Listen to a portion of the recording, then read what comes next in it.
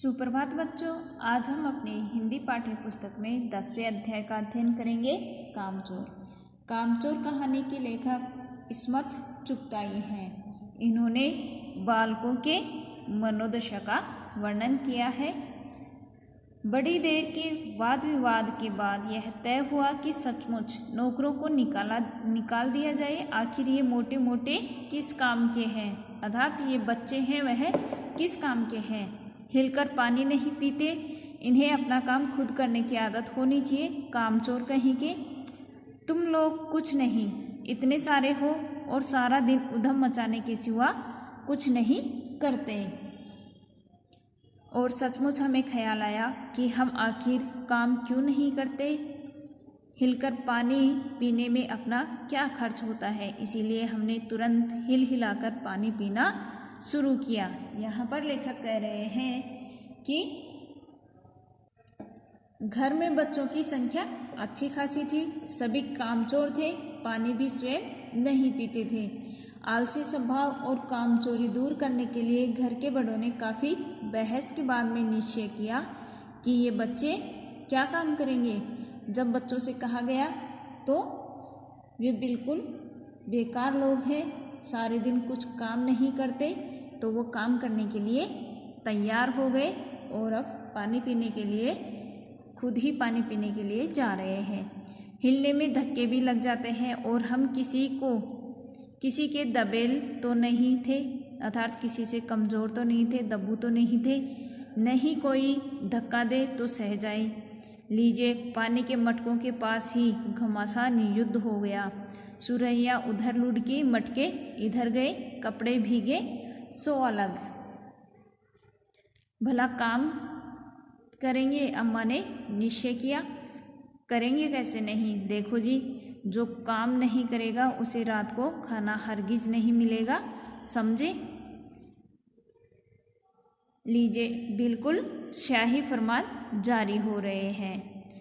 अब बच्चों को कहा गया कि पानी स्वयं पिए, तो बच्चे तुरंत खड़े होकर के और सभी काम में जुट जाने के लिए तैयार हो गए और बच्चों स्वयं पानी पीने के लिए घड़ों के पास गए। आपस में धक्के लगने लगे।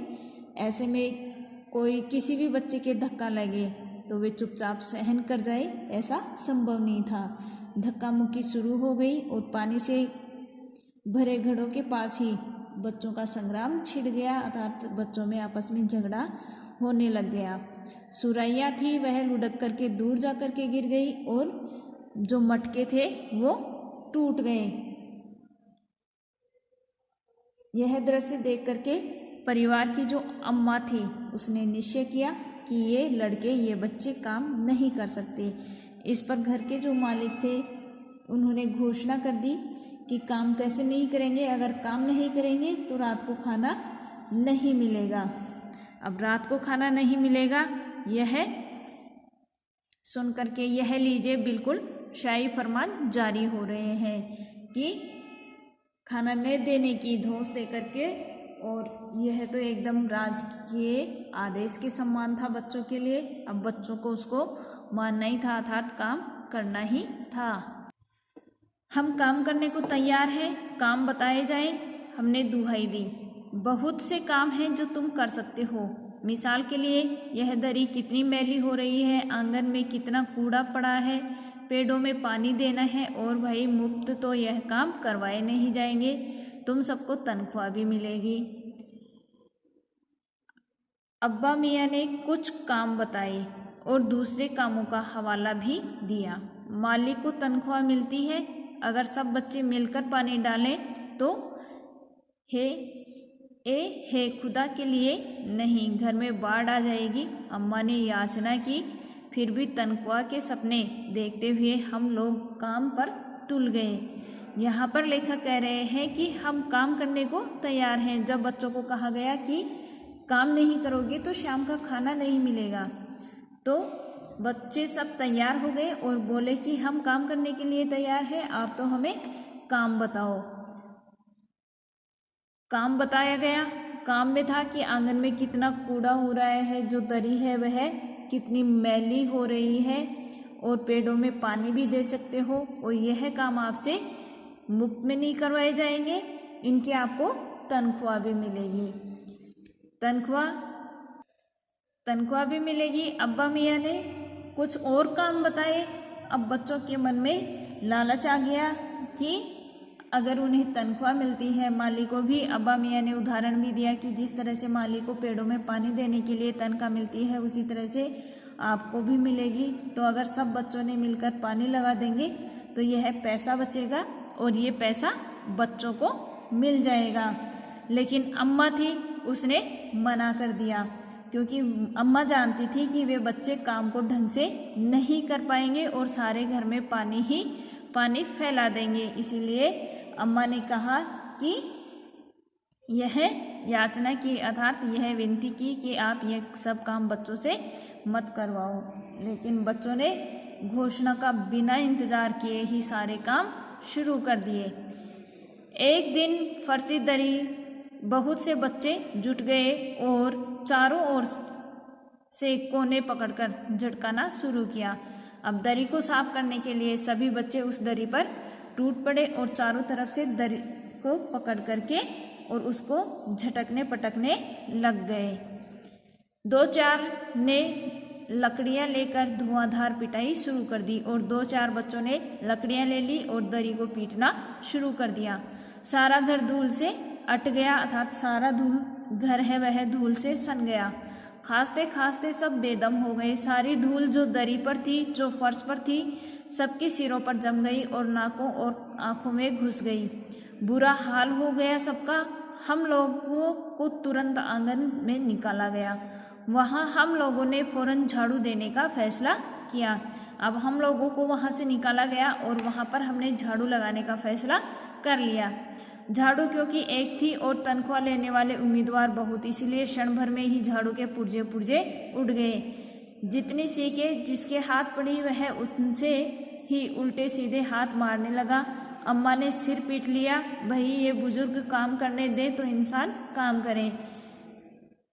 जब जरा सी बात पर टोकने लगे तो बस हो चुका काम। अब अम्मा ने कहा कि तुम लोगों से कोई काम नहीं होगा, अर्थात तुम लोग रहने दो। लेकिन अब ऐसे बार बार में टोका जाए तो फिर काम भी नहीं होता, बच्चों ने कहा। असल में झाड़ू देने से पहले जरा सा पानी छिड़क लेना चाहिए। बस यही ख्याल आते ही तुरंत दरी पर पानी छिड़का गया। एक तो वैसे ही धूल से अटी हुई थी, पानी पड़ते ही सारी धूल कीचड़ बन गई और किसी बच्चे के मन में ख्याल आया कि इस झाड़ू लगाने से पहले इस पर थोड़ा सा पानी छिड़क ले तो धूल उड़ेगी नहीं, इसीलिए उन्होंने उस पर पानी छिड़क दिया। और पानी छिड़कते ही धूल तो पहले से जमी हुई थी, अब वहाँ पर कीचड़ भी हो गया। अब सब आंगन से भी निकाले गए, अब सबको वहाँ से निकाल दिया गया। तय हुआ कि पेड़ों को पानी दिया जाए। बस सारे घर की बाल्टियां, लोटे, तसले, भगोने, पतीलियां लूट ली गई। जिन्हें ये चीज भी न मिली वे डोंगे, कटोरे और गिलास ही ले भागे। अब सब लोग नल पर टूट पड़े, अर्थात सभी बच्चे एक साथ नल पर पहुंच गए। वहां भी घमासान मची, वहां पर भी बच्चों में आपस में लड़ाई होने लगी कि क्या मजाल एक बूंद पानी भी किसी बर्तन में आ सके। ठूसम ठास, अर्थात एक दूसरे के साथ धक्का मुक्की करने लग गए। किसी बाल्टी पर पतीला और पतीले पर लोटा और भगोने और डोंगे। पहले तो धक्के चले, फिर कूनियाँ और उसके बाद बर्तन। फौरन बड़े भाइयों, बहनों, मामाओं और दमदार मौसियों, फूफियों की कुमक भेजी गई, फौज भेजी गई। अर्थात जब बच्चों में नल के पास लड़ाई हो गई तो जो बड़े भाई, बहन, मामा और बुआ जी, मौसियाँ वगैरह थी उनको वहाँ पर भेजा गया और वहाँ से बच्चे फौज मैदान में हथियार फेंककर पीठ दिखा गए। वहाँ से सभी बच्चे उनको देख करके भाग गए। इसी धींगा मुश्ती में कुछ बच्चे कीचड़ में लथपथ हो गए, जिन्हें नहलाकर कपड़े बदलवाने के लिए नौकरों की वर्तमान जो संख्या थी वह कम रह गई।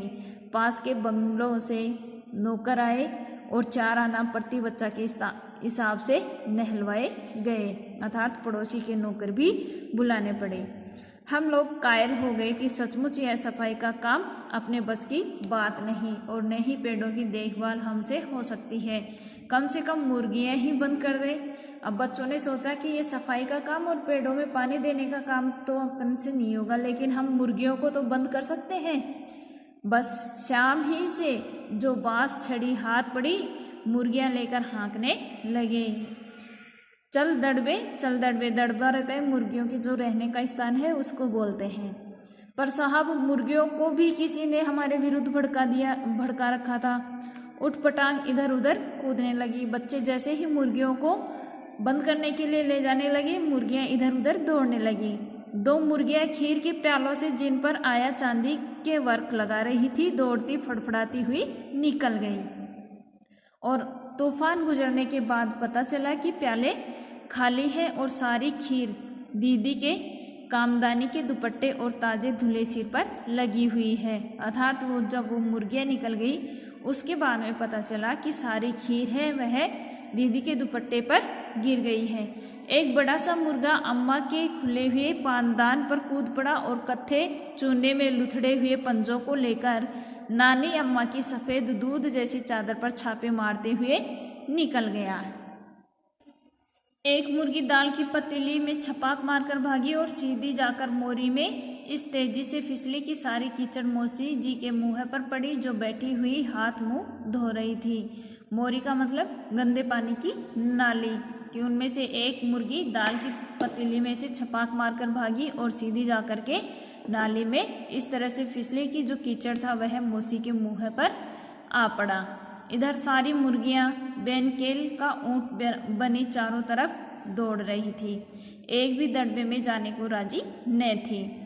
इधर किसी को सूझी कि जो भेड़ें आई हुई हैं, लगे हाथ उन्हें भी दाना खिला दिया जाए। इतने में ही किसी बच्चे को सूझी कि जो भेड़ें आ गई हैं, उन भेड़ों को भी दाना खिला दिया जाए। दिन भर की भूखी भेड़ें दाने का सूप देखकर जो सबकी सब झपटी तो भाग कर जाना कठिन हो गया। लड़सम पड़सम तख्तों पर चढ़ गई और जैसे ही भेड़ों को दाना दिखा और भेड़ें उस दाने पर टूट पड़ी। पर भेड़ चाल मशहूर है, उनकी नज़र तो बस दाने के सूप पर जमी हुई थी। पलंगों को फलांगती, बर्तनों को लुढ़काती साथ साथ चढ़ गई। तख्त पर बानी दीदी का दुपट्टा फैला हुआ था, जिस पर गोखरी चंपा और सलमा सितारे रखकर बड़ी दीदी मुगलानी बुआ को कुछ बता रही थी। भेड़ें बहुत निसंकोच सबको रौंदती मेंगनों का छिड़काव करती हुई दौड़ गई। अर्थात वह सभी सामान के ऊपर से भेड़ें हैं, वह दौड़ करके दाने के पास पहुंची। जब तूफान गुजर चुका तो ऐसा लगा कि जैसे जर्मनी की सेना टैंकों और बमबारों सहित उधर से छापा मारकर गुजर गई हो, और जैसे सारी भेड़ें चली गई वहां से, तब ऐसा महसूस हुआ। जहां जहां सूख गुजरा, भेड़ें शिकार कुत्तों की तरह गंध सूंघती हुई हमला करती हुई चलती गई। हजन माँ एक पलंग पर दुपट्टे से मुंह ढककर सो रही थी। उन पर से भेड़ें दौड़ी तो न जाने वह सपने में किन महलों की सैर कर रही थी। दुपट्टे में उलझी हुई मारो मारो चीखने लगी। जैसे ही भेड़ें हजन माँ के ऊपर से गुजरी तो वह मारो मारो की आवाज़ करके चीखने लग गई। इतने में भेड़ें सूप को भूलकर तरकारी वाली की टोकरी पर टूट पड़ी। वह दालान में बैठी मटर की फलियां तोल तोल करके रसोइये को दे रही थी। वह अपनी तरकारी का बचाव करने के लिए सीना तान कर उठ गई।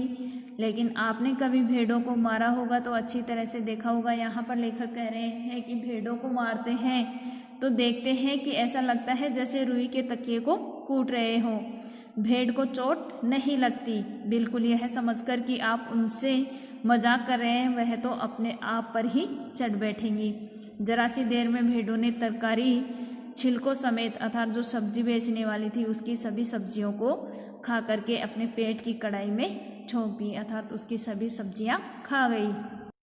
इधर यह प्रलय मची ही थी कि उधर दूसरे बच्चे भी लापरवाह नहीं थे। अब इधर आधे बच्चे भेड़ों के लग रहे थे, इतने में ही दूसरे बच्चे भी लापरवाह नहीं थे, वो भी काम करने की सोच रहे थे।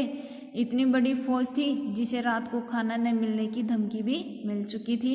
कि इतने सारे बच्चे थे, उन सबको रात को खाना नहीं मिलने की धमकी मिल चुकी थी, इसीलिए वे 4 भैंसों का दूध दुहने पर जुट गए। इसीलिए वे 4 जो बच्चे थे वो भैंस का दूध दुहने के लिए चले गए। धुली बेधुली बाल्टी लेकर हाथ 4 थनों पर पिल पड़े, 8 हाथ 4 थनों पर पिल पड़े, यानी कि चारों बच्चे एक ही भैंस के नीचे दूध निकालने के लिए बैठ गए। भैंस एकदम जैसे चारों पैर जोड़कर उठी और बाल्टी को लात मारकर दूर जा खड़ी हुई। भैंस एकदम से उछल करके और एक तरफ जा करके खड़ी हो गई। तय हुआ कि भैंस की अगाड़ी पिछाड़ी बांध दी जाए, यानी कि आगे और पीछे के पैरों को बांध दिया जाए और फिर काबू में ला करके दूध दूह लिया जाए। बस झूले की रस्सी उतार करके भैंस के पैर बांध दिए गए। पिछले 2 पैर चाचा जी की चारपाइयों से बांध दिए गए। अब भैंस के जो पिछले 2 पैर थे वो चाचा जी की चारपाई से बांध दिए। अगले पैरों को बांधने की कोशिश जारी थी कि भैंस भी चौकन्नी हो गई और छूटकर जो भागी तो पहले चाचा जी समझे कि शायद कोई सपना देख रहे हैं, अर्थात उस चारपाई पे चाचा जी भी सो रहे थे, तो चाचा जी को ऐसे लगा कि वो सपना देख रहे हैं। फिर जब चारपाई पानी के ड्रम से टकराई और पानी छलककर गिरा तो समझे कि आंधी तूफान में फंसे हैं, साथ में भूचाल भी आया हुआ है। फिर जल्दी से उन्हें असली बात का पता चल गया और वह पलंग के दोनों पट्टियां पकड़े बच्चों को छोड़ देने वालों को बुरा भला सुनाने लगे। और वह बच्चों को तो छोड़ दिए और जो उनको काम दिया था उन लोगों को डांटने लग गए। यहाँ बड़ा मजा आ रहा था। भैंस भागी जा रही थी और पीछे पीछे चारपाई और उस पर बैठे हुए चाचा जी और बच्चों को तो यह तमाशा देख कर के और भी बड़ा मजा आ रहा था, क्योंकि भैंस भाग रही थी और भैंस के पीछे चारपाई और चारपाई पे चाचा जी बैठे थे। ओहो, एक भूल ही हो गई, यानी बछड़ा तो खोला ही नहीं, इसीलिए तत्काल बछड़ा भी खोल दिया गया। तीर निशाने पर बैठा और बछड़े की ममता में व्याकुल होकर भैंस ने अपने खुरों को ब्रेक लगा दिए। बछड़ा तत्काल जुट गया दूहने वाले गिलास कटोरे लेकर लपके, क्योंकि बाल्टी तो छपाक से गोबर में जा गिरी थी। बछड़ा फिर बागी हो गया।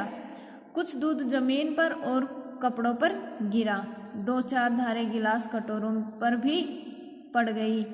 बाकी बछड़ा पी गया। यह सब कुछ मिनटों के 3/4 में ही हो गया कि यह बहुत कुछ थोड़े से समय में ही हो गया।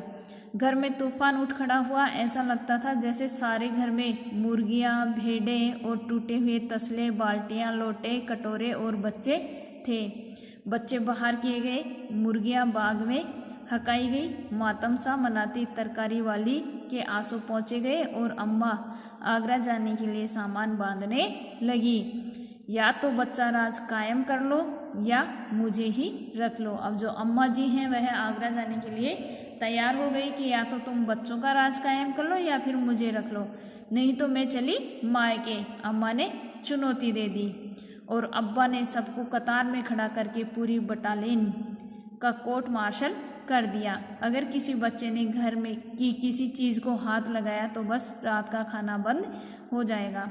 और अब जो अब्बा हैं उन्होंने सभी को एक कतार में खड़ा करके और सभी बच्चों को कहा कि अगर अब किसी भी चीज़ को हाथ लगाओगे घर में तो आप लोगों का रात का खाना बंद हो जाएगा। ये लीजिए। इन्हें किसी करवट शांति नहीं। हम लोगों ने भी निश्चय कर लिया कि अब चाहे कुछ भी हो जाए हिलकर पानी भी नहीं पिएंगे। और अब बच्चों ने भी तय कर लिया था कि अब चाहे कुछ भी हो जाए हम पानी भी अपने हाथ से नहीं पिएंगे। धन्यवाद।